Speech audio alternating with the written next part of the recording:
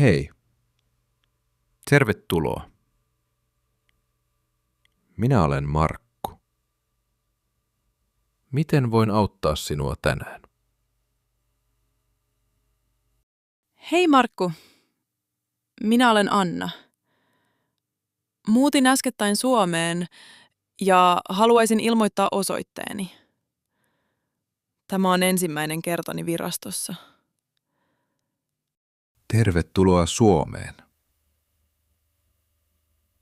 Ei hätää. Me hoidamme tämän yhdessä rauhassa. Olisiko sinulla passi mukana? Kyllä, passi on repussani. Tässä. Ole hyvä. Minulla on myös oleskelulupa. Kiitos paljon. Kirjaan tietosi nyt järjestelmään. Järjestelmä tarkoittaa tietokonepalvelua, jossa ovat kaikkien Suomessa asuvien viralliset tiedot. Mikä on henkilötunnus? Olen kuullut sen sanan usein, mutta en ole aivan varma, mitä se tarkoittaa. Hyvä kysymys. Henkilötunnus on sinun oma tunnuksesi Suomessa. Siinä on syntymäaika ja lopussa pieni tunnus, esimerkiksi näin. 01 01 90 viiva ja 4 merkkiä. Se on kuin avain moniin palveluihin. Ahaa, ymmärrän. Eli henkilötunnus on tärkeä, koska sitä tarvitaan melkein kaikkialla Suomessa. Juuri niin.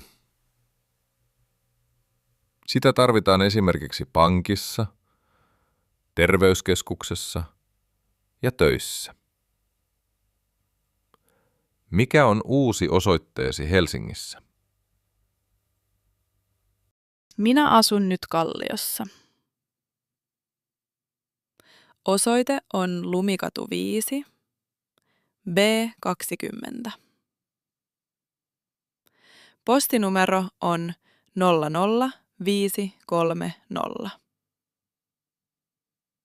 Selvä.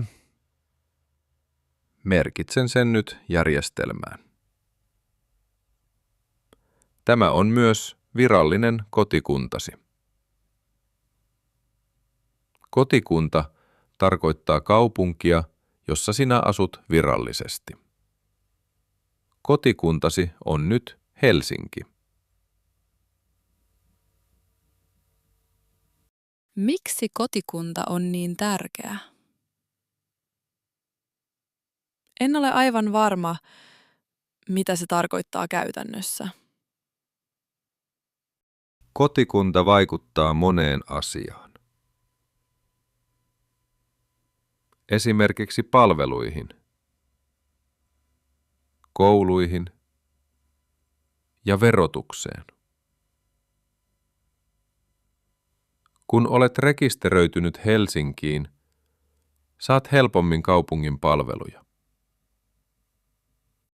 Hienoa.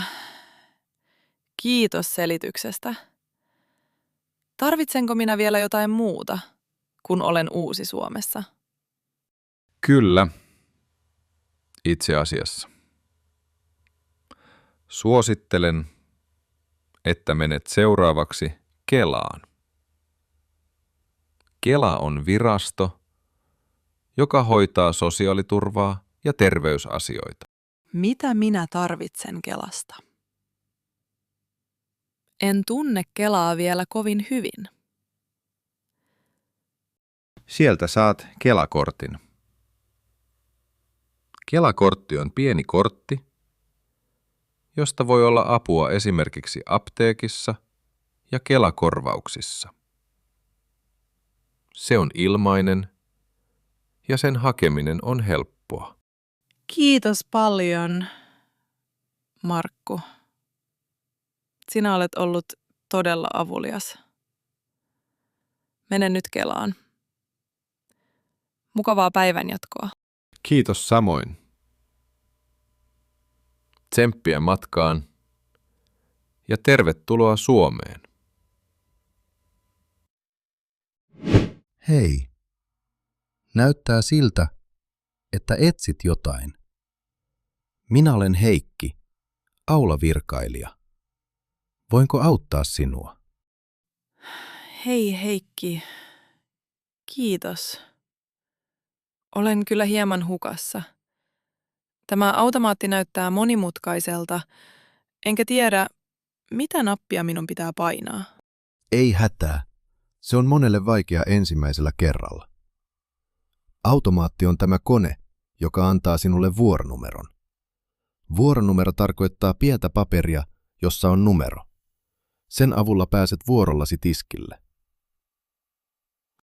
Ahaa, ymmärrän nyt. Mutta miten minä valitsen oikean palvelun tästä näytöstä?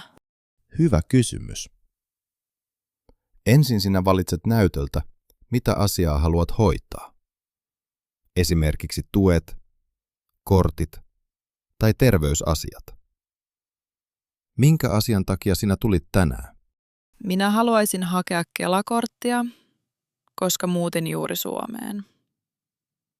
DVV:n virkailija sanoi, että se kannattaa hakea ensin. Aivan oikein. Silloin sinun kannattaa valita näytöltä kohta kortit ja rekisteröinti. Painat tuosta napista, niin kone tulostaa sinulle vuoronumero. Selvä. Painan nyt. Kone piippaa ja tulostaa lapun. Minun vuoronumeroni on 257. Mitä minä teen seuraavaksi? Nyt voit mennä rauhassa istumaan tuonne odotusaulaan. Odotusaula on tämä iso huone, jossa on paljon tuoleja. Sinne tulee muita asiakkaita odottamaan omaa vuoroaan. Miten minä tiedän, milloin on minun vuoroni? Enhän minä voi katsoa näyttöä koko ajan. Katso tuota isoa näyttöä seinällä. Tuota kutsutaan infonäytöksi. Kun sinun numerosi ilmestyy näytölle, siinä lukee myös palvelutiskin numero. Esimerkiksi tiski 3. Ahaa, se on loogista. Siis minä vain seuraan näyttöä. Ja kun numero 257 ilmestyy, minä menen oikealle tiskille. Juuri niin. Sinä opit tämän nopeasti. Odotusaika voi olla joskus lyhyt ja joskus vähän pidempi, joten ota rauhallisesti. Kiitos paljon, Heikki. Sinä selitit kaiken niin selkeästi. Suomessa on mukavaa, kun ihmiset auttavat näin ystävällisesti. Ole hyvä. Meidän tehtävämme on auttaa asiakkaita. Jos vielä tulee kysyttävää, tule rohkeasti kysymään. Kiitos, niin teen. Menen nyt istumaan odotusaulaan ja seuraan näyttöä. Päivää. Tervetuloa tiskille numero 3. Minä olen Timo. Miten voin auttaa sinua tänään? Hei Timo. Minä olen Anna. Ja haluaisin hakea Kela-korttia. Muutin Helsinkiin pari viikkoa sitten. Tervetuloa. Saanko nähdä passisi tai henkilöllisyystodistuksesi? Tarvitsen ne, että voin varmistaa tietosi. Tässä on passi ja oleskelulupa. Ja DVV rekisteröi osoitteeni juuri aamulla, joten sen pitäisi näkyä jo järjestelmässä. Kiitos. Tarkistan tietosi järjestelmästä. Kyllä, henkilötunnuksesi näkyy täällä ja osoite on oikein. Hienoa, kaikki on kunnossa. Pitääkö minun täyttää paperinen hakemus? Vai voimmeko tehdä sen tässä yhdessä? Voimme täyttää hakemuksen yhdessä tässä tiskillä. Hakemus tarkoittaa virallista pyyntöä. Kun hakemus on valmis, minä lähetän sen järjestelmään. Sinun ei tarvitse tehdä muuta. Kuinka paljon Kela-kortti maksaa? En ole aivan varma hinnasta. Hyvä uutinen. Kela-kortti on täysin ilmainen. Ilmainen tarkoittaa, että sinun ei tarvitse maksaa siitä mitään. Saat sen kotiin postitse.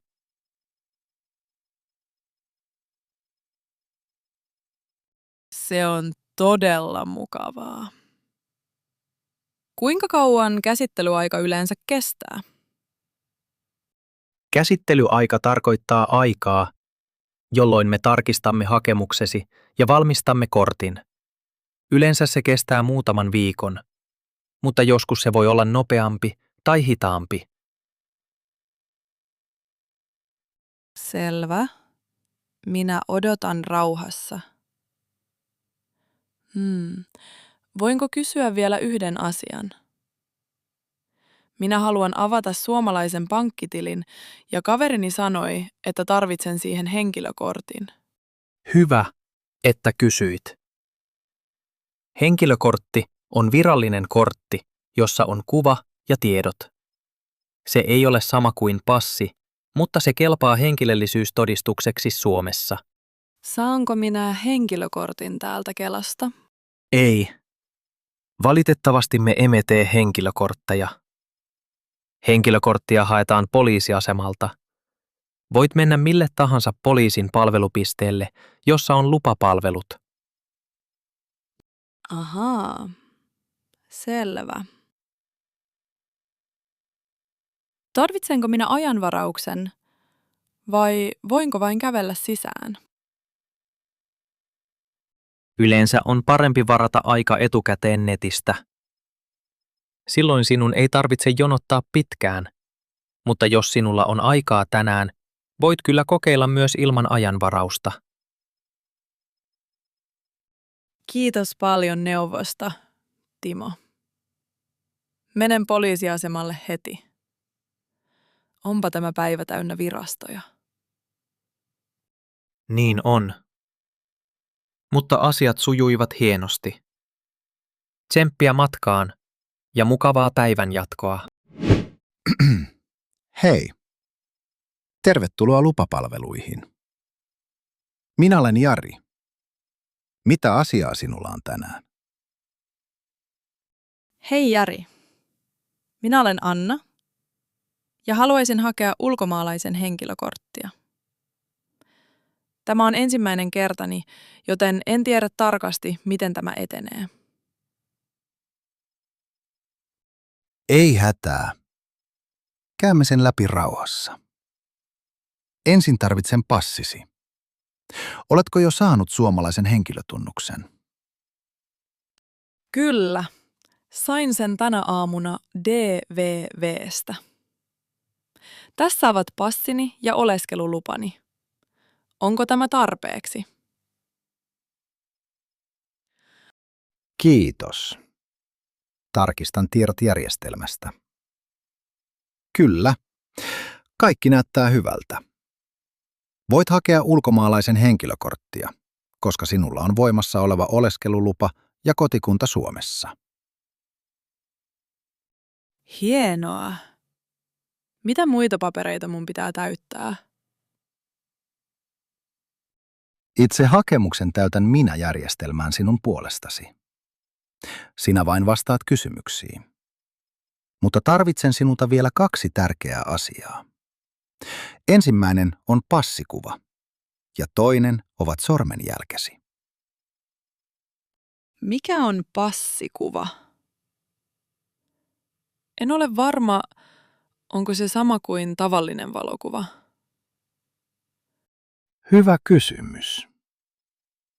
Passikuva on virallinen valokuva, joka otetaan erityisillä säännöillä.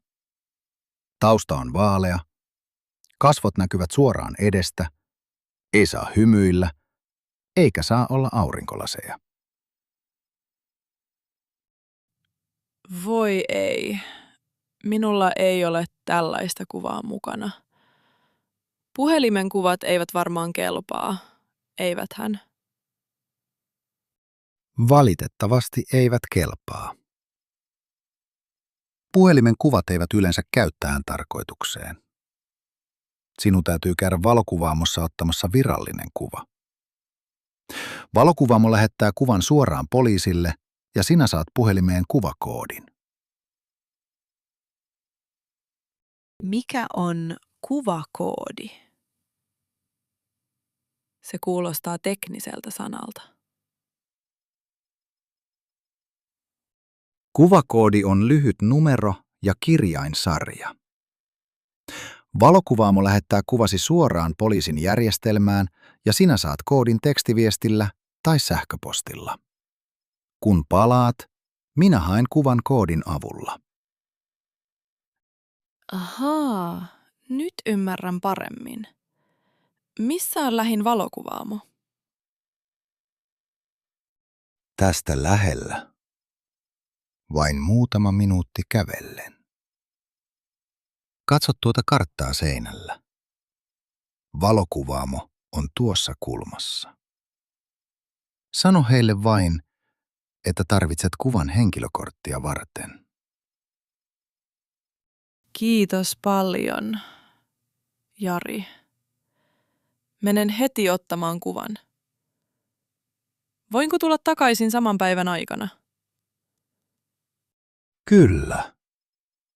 Tule ihan rauhassa takaisin. Minä olen täällä koko iltapäivän. Kun palaat, voimme viimeistellä hakemuksen ja ottaa sormenjäljet. Täydellistä. Kiitos. Nähdään pian uudestaan. Hei, tervetuloa.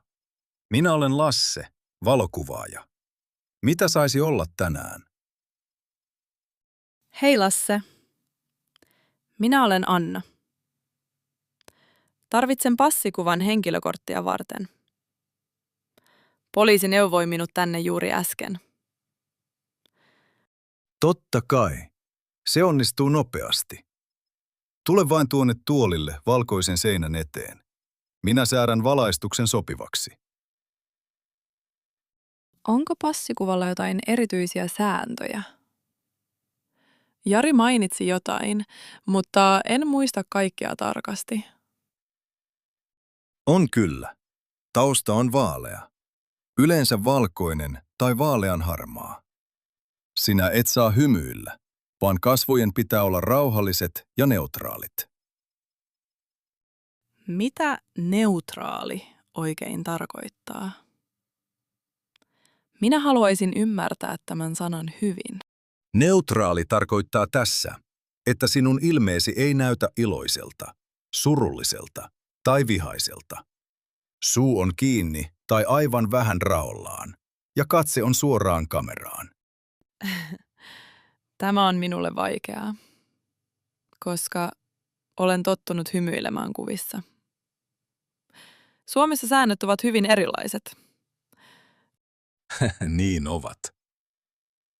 Monet asiakkaat sanovat samaa.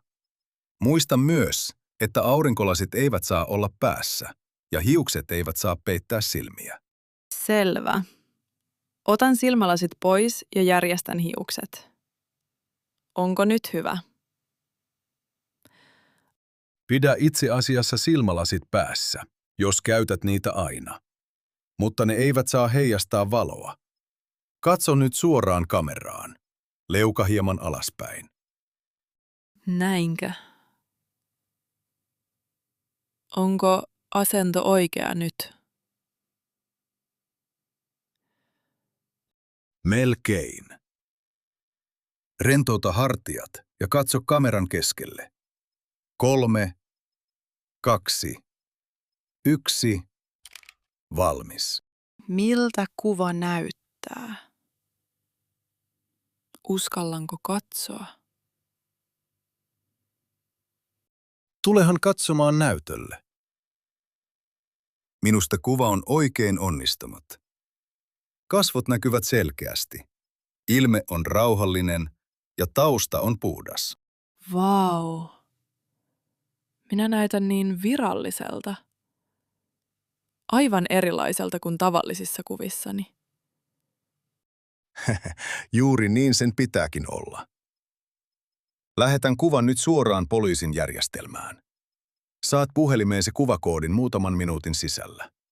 Näytä koodi Jarille, niin hän löytää kuvasi heti. Kiitos paljon, Lasse. Sinä teit tämän todella helpoksi. Mene nyt takaisin poliisiasemalle. Ole hyvä. Tsemppiä loppupäivään. Ja onnea uudelle kortille. Kas, tervetuloa takaisin. Menikö valokuvaamassa hyvin? Hei Jari. Kyllä meni. Tässä on kuvakoodi puhelimessani. Lasse sanoi, että kuva on hyvä ja sääntöjen mukainen. Hienoa. Syötän koodin järjestelmään. Kyllä. Kuva löytyy ja on täysin kunnossa. Nyt voimme jatkaa hakemuksesi täyttämistä. Mitä seuraavaksi tapahtuu? Kestääkö tässä vielä kauan? Ei. Loppuvaihe menee nopeasti. Seuraavaksi otamme sormenjälkesi. Sormenjäljet ovat sormien pienet viivat. Ne ovat jokaisella ihmisellä erilaiset. Ahaa. Miten se tapahtuu käytännössä? Minä en ole koskaan antanut sormenjälkiä. Se on aivan kivuton. Aseta vain sormenpäät tälle pienelle lasilevylle. Kone lukee ne muutamassa sekunnissa. Aloitetaan etusormesta. Selvä. Laitan etusormen tähän näin. Tällä tavallako? Juuri noin. Pidä sormea paikallaan 2 sekuntia. Hyvä. Kone sai kuvan. Nyt keskisormi. Sitten nimetän ja pikkurilli. Se oli helpompaa kuin luulin. Onko nyt kaikki valmista? Melkein. Viimeinen asia on käsittelymaksu. Käsittelymaksu on pieni summa, joka maksetaan hakemuksen käsittelystä. Voit maksaa sen kortilla tuolla maksupäätteellä. Selvä. Kuinka kauan minä joudun odottamaan korttia? Käsittelyaika on yleensä muutama viikko, mutta se voi joskus olla nopeampikin. Kun kortti on valmis, saat siitä ilmoituksen viestillä tai kirjeellä. Missä minä noudan kortin? Tuleeko se kotiin vai pitääkö minun tulla tänne? Yleensä kortti noudetaan täältä poliisiasemalta.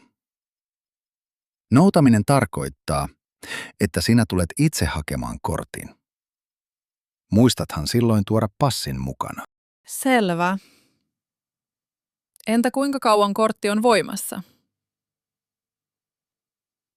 Henkilökortin voimassaoloaika on yleensä muutama vuosi. Voimassaoloaika tarkoittaa aikaa, jolloin kortti kelpaa virallisena todistuksena.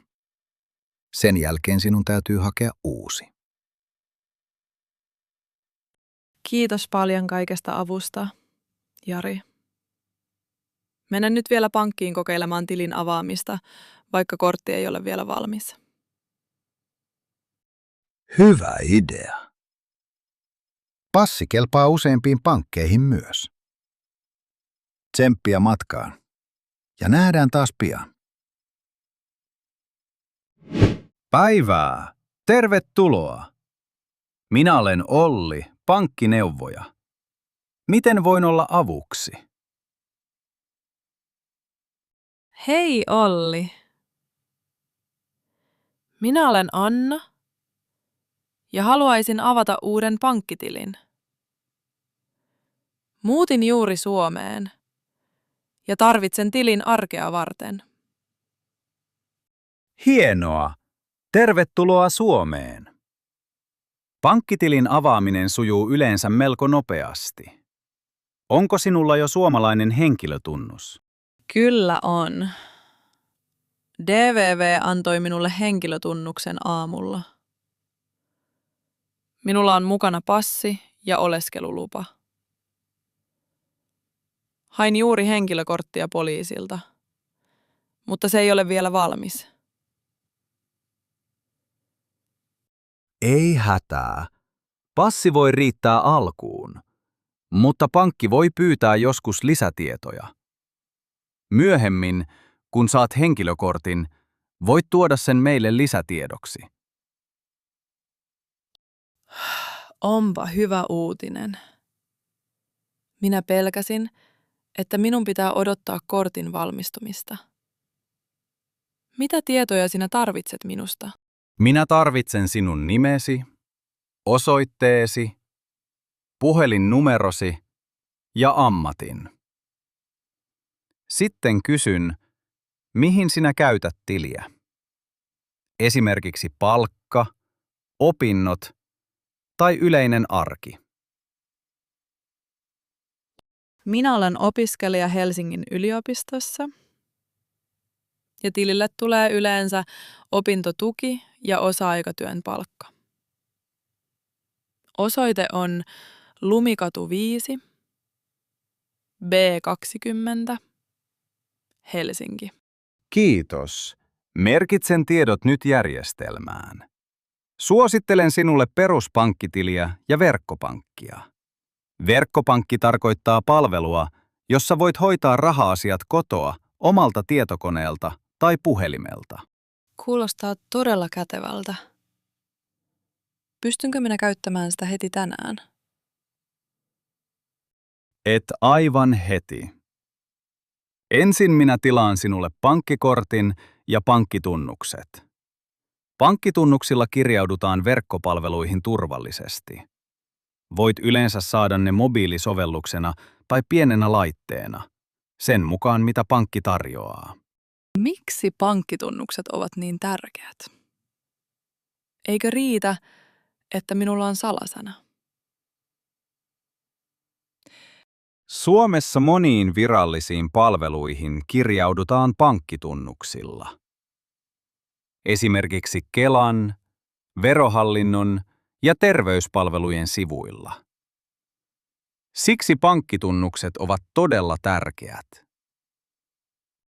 Vau, yksi laite moneen paikkaan. Suomi on todella digitaalinen maa. Niin on. Asiat hoituvat usein netissä, kun tunnukset ovat kunnossa. Muista aina säilyttää tunnukset turvallisessa paikassa. Äläkä kerro niitä muille. Selvä, niin teen. Voinko minä ilmoittaa tämän tilin numeron Kelalle, kun opintotuki tulee? Totta kai. Saat tilinumeron tässä paperilla ja myös viestinä puhelimeesi. Lisää se Kelan hakemukseen verkossa, niin tuki tulee suoraan tälle tilille. Kiitos paljon, Olli. Sinä selitit kaiken hyvin selkeästi. Odotan jo innolla, kun kortti saapuu postissa. Ole hyvä. Tervetuloa asiakkaaksi ja mukavaa illanjatkoa.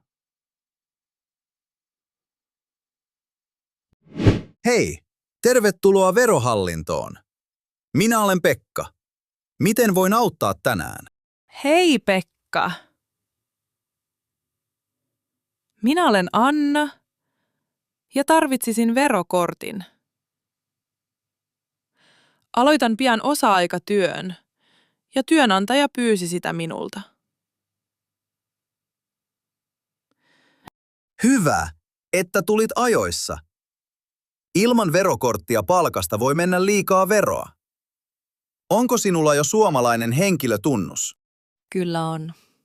Sain sen tänä aamuna DVV:stä. Riittääkö henkilötunnus vai tarvitaanko muita papereita? Kiitos. Tarkistan tiedot järjestelmästä. Löydän tietosi kyllä. Kerro nyt, kuinka paljon arvioit ansaitsevasi tänä vuonna? En ole aivan varma. Olen opiskelija ja teen vain osa-aikatyötä. Ehkä muutama 100 euroa kuussa, ehkä vähemmän. Selvä. Lasken sinulle veroprosenttisi tuloarvion perusteella. Veroprosentti tarkoittaa sitä osuutta palkastasi, joka menee veroihin. Se ilmoitetaan prosenteissa.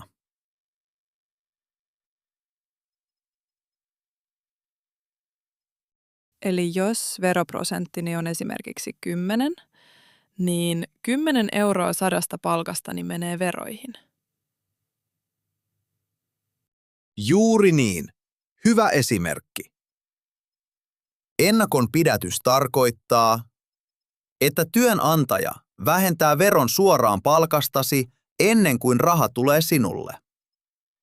Sinun ei tarvitse itse maksaa veroja erikseen. Mitä tapahtuu, jos työnantajalle ei anneta verotuskorttia ollenkaan? Onko se mahdollista? Lain mukaan työnantajan on pidätettävä silloin hyvin suuri osa palkasta. Se on todella paljon, joten on tärkeää antaa verokortti heti työn alkaessa. Hyvin suuri osa. Siis suurin osa palkasta lähtisi veroihin. Olen iloinen, että tulin tänne tänään. Niin, ilman korttia menetät todella suuren osan palkasta. Tulorekisteri on järjestelmä, johon kaikki Suomessa maksetut palkat ilmoitetaan automaattisesti. Näet siellä myös omat tulotietosi. Miten minä pääsen katsomaan omia tietojani? Pitääkö minun tulla aina tänne verohallintoon? Ei tarvitse tulla tänne aina. Oma vero on verohallinnon verkkopalvelu. Siellä voit tarkistaa verotustietosi, muuttaa veroprosenttiasi ja tilata uuden verokortin itse netissä. Voit kirjautua sinne pankkitunnuksilla aivan kuten oma Kelaan. Hienoa. Se kuulostaa tutulta. Sain juuri pankkitilin tänään, mutta pankkitunnukset tulevat postissa vasta ensi viikolla. Voitko antaa minulle verokortin nyt paperisena? Kyllä, voin tulostaa sinulle väliaikaisen paperisen verokortin heti tässä. Anna se työnantajallesi, kun aloitat työn. Myöhemmin voit päivittää tiedot itse omaveropalvelussa. Selvä. Se sopii hyvin. Annetaanko kortti työnantajalle paperisena vai sähköisesti? Nykyään verokortti kulkee yleensä sähköisesti suoraan työnantajan järjestelmiin tulorekisterin kautta. Mutta paperinen kelpaa myös, erityisesti pienissä yrityksissä. Kysy työnantajaltasi, kumpi heille sopii paremmin. Kiitos paljon, Pekka. Tänään on ollut hyvin pitkä päivä virastosta virastoon, mutta jokainen paikka on opettanut jotain tärkeää. Mukavaa päivänjatkoa. Ole hyvä. Tsemppiä uudessa työssä ja Suomessa asumiseen. Hei, tervetuloa työllisyyspalveluihin. Minä olen Harri. Miten voin auttaa sinua tänään? Hei Harri. Minä olen Anna. Ja haluaisin tietää, miten voin hakea kesätöitä Suomessa. En tiedä yhtään, mistä aloittaa. Hyvä, että tulit juuri tänne. Työllisyyspalvelut auttavat ihmisiä löytämään töitä ja työnantajia löytämään sopivan tekijän. Onko sinulla jo suomalainen henkilötunnus? Kyllä on. Sain sen tänä aamuna DVVstä. Minulla on myös voimassa oleva oleskelulupa. Saanko minä tehdä töitä Suomessa opiskelijana? Hyvä, että kysyit. Opiskelijan oleskelulupa yleensä sallii töiden tekemisen Suomessa. Tarkista kuitenkin aina oman lupasi ehdot, koska ne voivat hieman vaihdella. Minun luvassani lukee, että voin tehdä töitä. Mitä kesätyö sitten tarkoittaa? Se kuulostaa erikoiselta sanalta. Kesätyö tarkoittaa työtä, jota tehdään kesällä. Yleensä kesä, heinä tai elokuussa. Se sopii erityisesti opiskelijoille, koska silloin ei ole koulua. Kesätyöpaikka voi olla kokopäiväinen tai osa-aikainen. Mistä löydän kesätyöpaikkoja? Onko olemassa joku verkkopalvelu tai sivusto? Kyllä on. Esimerkiksi Työmarkkinatori on tunnettu verkkopalvelu työnhakuun Suomessa. Siellä on paljon avoimia työpaikkoja koottuna yhteen paikkaan. Näet sieltä paikkoja ympäri Suomen. Ahaa, Työmarkkinatori. Kirjoitan sen muistiin. Pitääkö minun lähettää työnantajalle jotain, kun haen paikkaa? Kyllä. Yleensä lähetetään ansioluettelo ja hakukirje. Tiedätkö, mitä ansioluettelo tarkoittaa? En ole varma. Onko se sama asia kuin CV? Käytän sitä sanaa omassa kielessäni. Juuri niin. Ansioluettelo on asiakirja, jossa kerrotaan sinun koulutuksesi, työkokemuksesi ja taitosi. Suomessa sanomme myös CV, mutta virallinen suomenkielinen sana on ansioluettelo. Hyvä. Minulla on CV jo valmiina. Se on kuitenkin englanniksi. Pitääkö se kääntää suomeksi?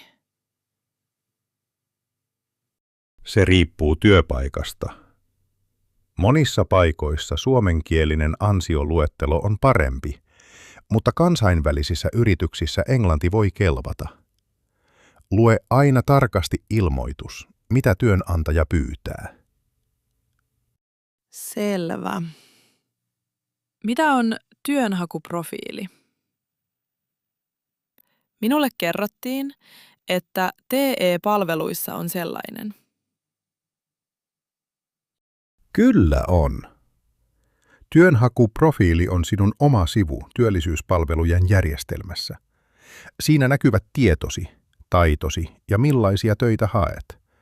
Työnantajat voivat löytää sinut profiilin kautta, jos sopiva paikka aukeaa. Miten minä luon työnhakuprofiilin? Onko se monimutkaista? Ei monimutkaista, mutta tarvitset pankkitunnukset kirjautumiseen. Kun pankkitunnukset saapuvat postissa, voit rekisteröityä työllisyyspalveluihin itse netissä kotona. Minä selitän vaiheet jo nyt, että tiedät mitä tehdä. Se sopii erinomaisesti. Kiitos. Milloin kesätyöhaku yleensä alkaa? Onko minulla vielä mahdollisuuksia? Kyllä on. Älä huoli. Monet isot yritykset avaavat kesätyöhaun jo talvella tai varhain keväällä, mutta pienemmät yritykset hakevat usein myöhemmin. Hyviä paikkoja löytyy yleensä vielä tähän aikaan keväästä. Hyvä kuulla. Tänään on ollut todella täynnä virastoja, mutta tämä oli yksi tärkeimmistä käynneistä. Tulen takaisin, kun saan pankkitunnukset käyttöön. Ole hyvä. Onnea työnhakuun ja tervetuloa takaisin ensi viikolla.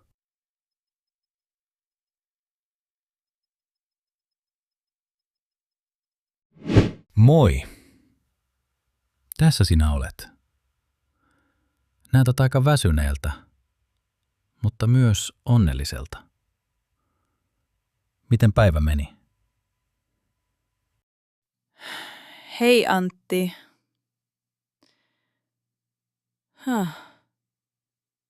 Tänään kävin DVV:ssä, Kelassa 2, poliisilla 2, valokuvaamossa, pankissa, verohallinnossa ja työllisyyspalveluissa. 7 paikkaa 1 päivän aikana. 7 paikkaa. Yhtenä päivänä. Se on täysin uskomaton suoritus. Mitä sinulla on nyt hoidettuna? Henkilötunnus, Kelakortin hakemus, henkilökortin hakemus, pankkitili, verokortti ja työnhakuasiat työllisyyspalveluista. Kaikki tärkeimmät asiat on nyt käynnistetty. Mahtavaa. Sinä olet aloittanut Suomi-elämäsi todella hyvin. Suomalainen byrokratia on haaste monelle, mutta sinä selvisit siitä 1 päivän aikana. Onneksi virkailijat olivat kaikki olla niin ystävällisiä ja kärsivällisiä. Ilman apua tämä olisi ollut paljon vaikeampaa. Nyt minusta tuntuu, että elämä Suomessa voi oikeasti alkaa. Ja juuri siksi sinun pitää nyt myös levätä vähän. Et voi viettää joka päivää virastoissa. Minulla olisi itse asiassa yksi mukava idea viikonlopuksi. Ai jaa. Millainen idea? Kerro heti. Toivon, että viikonloppuna voimme mennä käymään suomalaisessa kylässä ja samalla vähän retkelle luontoon. Voisimme vaikka mennä vaeltamaan. Vau, oikeastiko? Se kuulostaa aivan erilaiselta kuin tämä päivä. Virastojen jälkeen metsä kuulostaa todella hyvältä. Niin minäkin ajattelin. Ja ehkä voimme mennä myös tapaamaan vanhempiani. Heillä on maatila Pohjois-Suomessa. Siellä on peltoja, metsää ja paljon rauhaa. Sinun vanhempiesi maatila. Pohjois-Suomessa. Olen aina halunnut nähdä enemmän suomalaista maaseutua. Se kuulostaa todella jännittävältä. Siellä voisit nähdä ihan toisenlaisen Suomen. Ei vuoronumeroita, ei palvelutiskejä, vaan järviä, metsäteitä, ehkä jopa saunaillan. Se kuulostaa täydelliseltä. Ensin 1 päivä täynnä byrokratiaa. Sitten viikonloppu suomalaisessa kylässä ja luonnossa. Se on hyvä tasapaino. Juuri niin. Tänään sinä hoidit tärkeät asiat.